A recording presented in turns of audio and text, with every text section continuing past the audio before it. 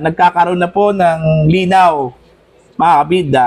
Ito hong ipinalutang po kahapon, na possible isang babae ang papalit daw, mga kabida, kay Senate President Tito Soto diyan po sa Senado, Okay? Kung maalala po ninyo kahapon po, ito hong si Miss Malu Tiquia, mga kabida, nagpalutang po ng question o tanong. Okay? Hindi kaya babae ang susunod na Senate President?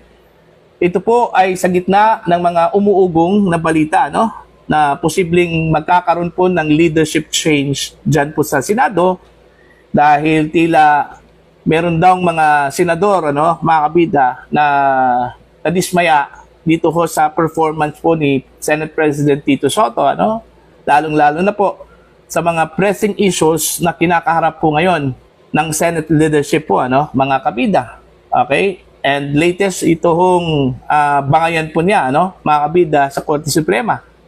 And this is in connection doon ho sa pagbasura po ng SC sa Articles of Impeachment laban ho kay Vice President Sara Duterte, So hindi po malayo na baka magkaroon po ng leadership change. Okay? Now, sa post po ni Miss Malu Tiquia, mga kabida, kanina lang po sa kanyang Facebook posts, nasabi ko po na unti-unti nang lumilinaw yung posibilidad na baka babae po ang susunod na Senate President, Kasi i-connect ko lang po dito sa kanyang post. Although wala naman po siyang pangalang binanggit dito, mga kabida, pero ito yung kanyang post.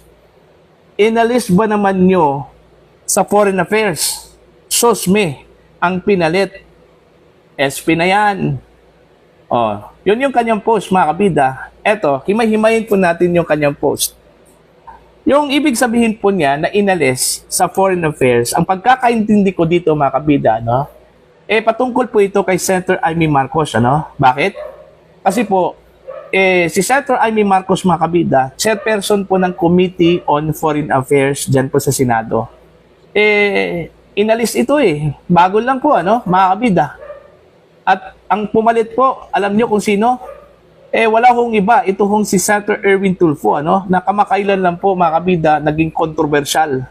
Dahil doon sa kanyang speech na gusto niyang palayasin ito hong mga Chinese officials kung hindi po nila nagustuhan yung uri po ng gobyerno po natin dito na isang demokrasya po, mga kabida. Alright? Kaya, nasabi ko po na unti-unti na pong lumilinaw yung ibig sabihin po ni Miss Tiquia sa kanya hong tanong na babae ba ang magiging Senate President, mga kabida, kung sakali man po matuloy ito hong pagbabago ho ng leadership diyan po sa Senate, Diba? Hindi naman po imposible 'yon, mga kabida. Okay, unang-una po veteranang senador na po yang si Senator Amy Marcos, Kahit papaano po may influence yan kahit na po kalaban po ni President Bongbong Marcos po, mga kabida. Okay? Tsaka pangalawa, solid yung kanya hong team dyan po sa Senado. Okay? Yung 8 mga senador na miyembro po ng minority bloc po, mga kabida.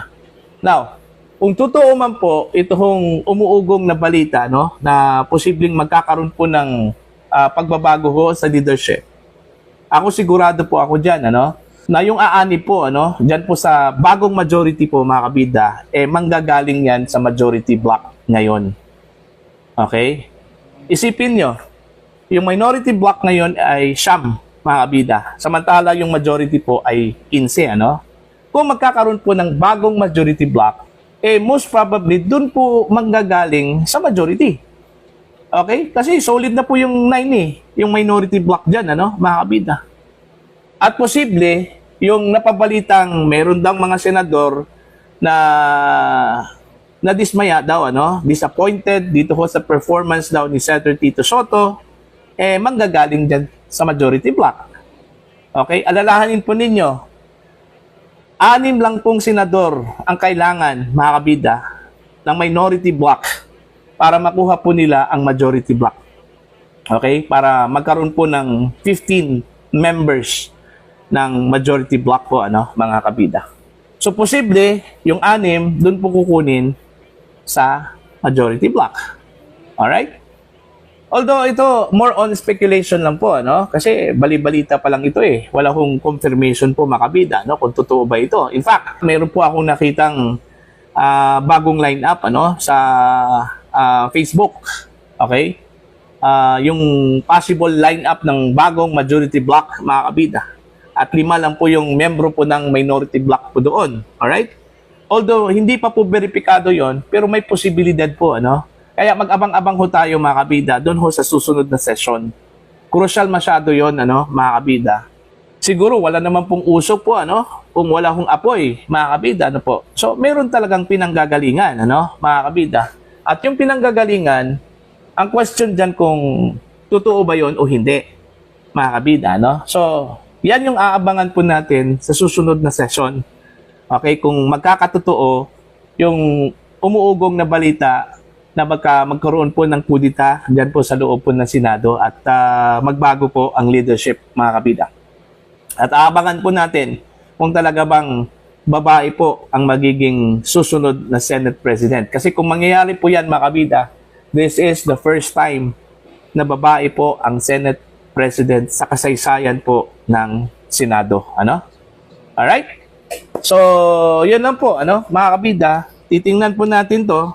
Ito hong paglutang ng posibilidad na si Senator Amy Marcos ang susunod na Senate President, mga kabida, kapalit po ni Senate President Tito Soto. Gaya na sinabi ko po, hindi po imposible, mga kabida. At hindi po imposible na may mga senador na nadismaya at disappointed dito ho sa current leadership. Lalong-lalo na po, ang dami hong mga pressing issues na kinakaharap po, mga kabida, ang current leadership. Ito hong si Senator Tito Soto. Yung latest nga yung pakipagtalo po niya, mga kabida, sa Korte Suprema, which generated criticisms kahit saang sulok po ng lipunan, po, mga kabida. At marami pa po yung issue po ng investigasyon ng Senate Blue Ribbon Committee patungkol sa flood control na hanggang ngayon wala pa pong direksyon kung ano ba talaga ang gustong mangyari po, mga kabida.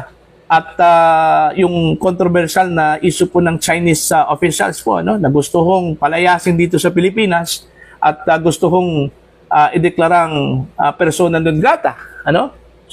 Buti na lang po ay hindi po sinang-ayunan po ng Pangulo, po, mga kabida. So yung mga ganong mga issues na posibleng nakaka-apekto po sa mga senador, lalo-lalo na sa hanay po ng majority block, mga kabida. Ito lang issue po ng bangayan po ni Senator Tito Soto, mga kabida, laban ho sa Korte Suprema. Napakalaking bagay na po ito, na posible hong nakadismaya po sa panig po ng ilang mga senador po diyan po sa Senate. Kasi mantakin nyo, mga kabida, parang lumabas kasi dito na hindi ho sumusunod. Ito hong si Senator Tito Soto sa desisyon po ng Korte Suprema. Taliwas doon ho sa panawagan po ni Senator Ping Lacson na kanya hong kalyado, mga kabida, na kahit po maliman o tama, okay, misinterpreted man o hindi, yung naging desisyon po ng Korte Suprema, kailangan po natin igalang po yung kanila hong desisyon, mga kabida. Ano bang silbi yung pagiging Panginoon daw ng mga maestrado dyan sa Padre Faura kung walang silbi yun, mga kabida, po. Diba? Yun lang yung tila blunder po ni Senate President Tito Soto, yung pakikipagtunggali po niya po sa Korte Suprema, mga kabida, po. Para bang although magka-level yung kanila hong kapangyarihan, iba't ibang role lang, mga kabida, subalit dapat magkaroon po ng paggalang, okay, yung Senate President sa Korte Suprema Kasi unang-una po, mandato po nila yung mag-interpret.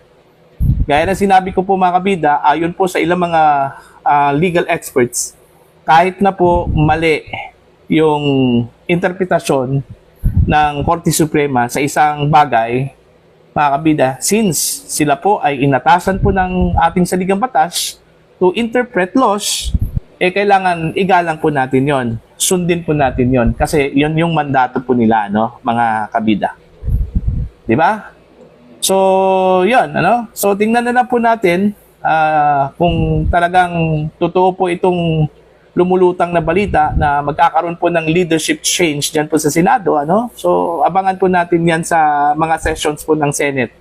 Kasi usually dyan kasi yan nangyayari po, ano?